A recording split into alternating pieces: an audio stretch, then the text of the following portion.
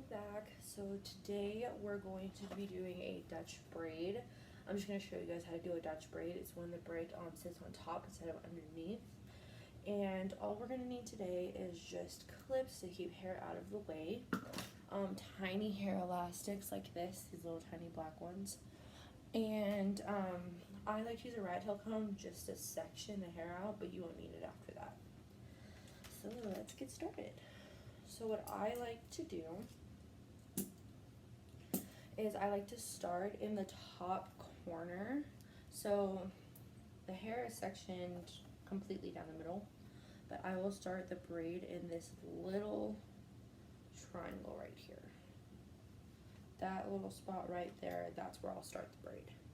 Because I like it when the braid is tiny and then it gets bigger, and then since this mannequin is has shorter hair, I just leave the ends out in the back because the braid will just start to look sloppy in the back if you try to braid it all the way down. If that's what they want, then do that, but I just always recommend to people, I'm like, your hair will poke out in the braid towards the neck area, so what I would do is just leave the ends out, but that's completely up to your guest. So then what we're going to do is we're going to take this front section and split it into 3 sections like that. They can be 3 equal sections, they can be a little bit off, it's really okay.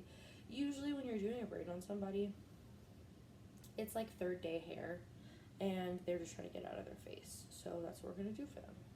So then the difference between a French braid and a Dutch braid is that the strands are going, in a Dutch braid, the strands are going to go behind each other. So they're going to cross behind. If you were to do a French braid, then they would cross on top like that. But we're not doing on top, we're doing underneath. So just scratch what we're just doing and get your 3 sections again. And then we're just gonna start braiding. So you go underneath, underneath. I start the braid with maybe like 2 times going underneath, and then you grab a section of hair from the right side and put it in the strand of hair and the 3 that we pulled in the one that's farthest to the right. So we'll grab some section from that, or hair from that side, and then hair from the left side as well. And you don't need a lot, especially since we just have tiny sections right now, because then the braid's gonna look off. So now that we have sections of hair, we're gonna keep braiding. So remember just to keep track of what hair just went under, and then add hair again. What I like to do is I like to just make sure, I like to run my fingers through the hair that I just grabbed to make sure that it's smoother, because braids can get bumpy very quickly, and it's just because you don't just like try to smooth out the hair a little bit before you put it into the braid. So that's what I personally recommend doing. So then we'll go under with that side, under with this side,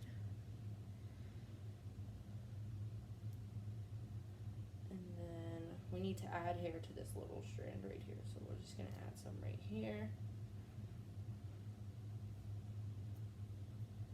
because you don't want the braid to be unbalanced.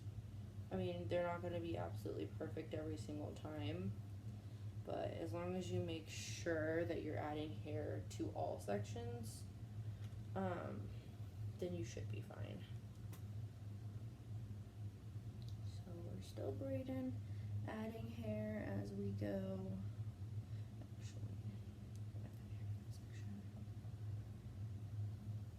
You just want to make sure as you're looking at the braid that it's not looking all wonky and crazy. The only reason why it's looking kind of wonky is because I forgot to add hair in one spot, but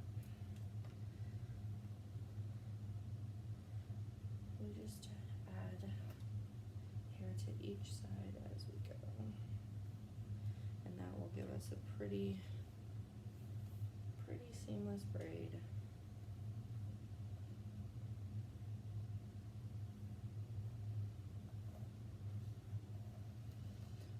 to brush it out as you're braiding as well, just to ensure that the braid comes out fairly smooth. You don't want bumpiness. The only reason why there's bumpiness in this particular braid is because there were braids on this mannequin before I did this one. And mannequins like to really shape to the styles that you do. So it'll look a lot better on a human head once you go forth and do this on people. Actual people, not mannequins. But definitely practice on a mannequin for sure. And if you so happen to have a human lying around, then ask him, hey, was your hair braided? And I'm pretty sure, especially if it's like a girlfriend of yours, like, they won't say no. Majority of the time, us girls just want our hair out of our faces.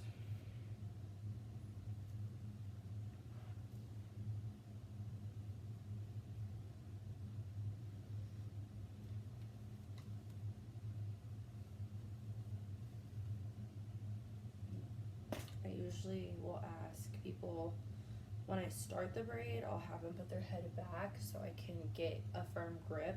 That's really also what's going to help you get a nice clean braid, is if you keep your grip tight on the hair.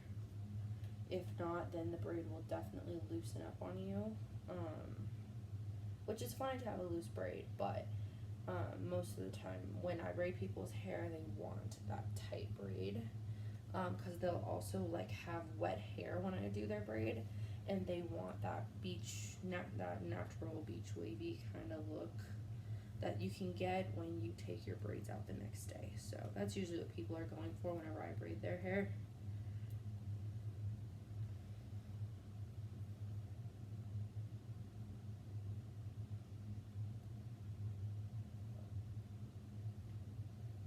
So just keep a tight grip, keep adding hair as you're going, keep combing through it with your fingers a little bit just to get it nice and smooth.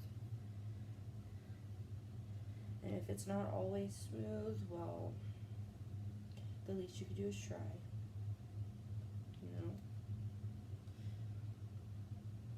And the most you can do is your best, which everybody's best is different, you know? So just do your best, don't be hard on yourself. We're just braiding hair, people, you know? Promise you, it's not the end of the world if the braid is not the best and tightest braid, because this one's definitely not. But, so now I'm down to the nape. I will take my little tiny hair elastic, tie it off probably closer to the actual like hairline, the nape, not at the end of the braid, because like I said, on this mannequin we're just leaving hair out on the ends because it's short hair. But there we go, we have 2 Dutch braids. So have fun doing this on people, and I hope you enjoyed. Have a nice day, guys. Bye.